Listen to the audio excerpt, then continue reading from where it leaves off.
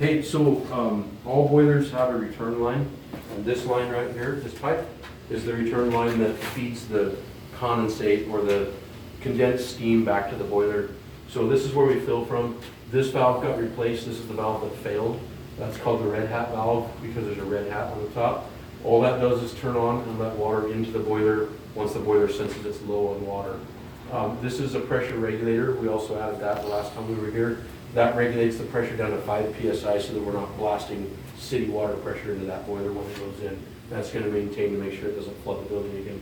If, for say that this thing ever failed again, the way we shut that off is this green handled valve right here. That shuts the water off to the boiler completely. And that would be how we would isolate to keep the building from flooding over again if that ever. Just pull that valve. Yep, just that green. Nothing handle else. valve. No, nothing else, yep. And then when everything is normal, we want that in the open position. This one is a fast fill. This is only used in service if we need to quickly put some water in the boiler using city water pressure. It's nothing you guys will ever use or touch. That's all just the service. So when we're here, if we need to flush it or something, that's what that's for. But it's the green handle valve that isolates everything. And beyond that, then that's how that fills. That's it, really. The blue control on the wall is what talks to the sensors and the thermostats outside and in the rooms. And then that's about it. This is the other controller we replaced that runs the water level in the boiler to make sure that it's got the right amount of water in the boiler, and that's what activates the red hat switch. So what's the yellow valve? The yellow valve is a blowdown. That is to service it. We open this up once a week.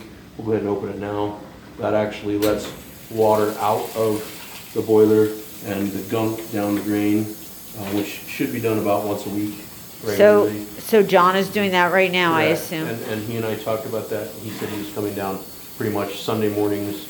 When he has his coffee, he comes down and does the blowdown process, so. Okay, And he's so aware of basically when he does it, he turns the valve down and he moves that valve which way? To the left? This one doesn't really need to adjust. That's just for the sight glass, so that tells us what the level is in the boiler. That's that brown. So that brown is water? That's water. Okay. Yeah, this just opens that valve to be able to let the sight glass read.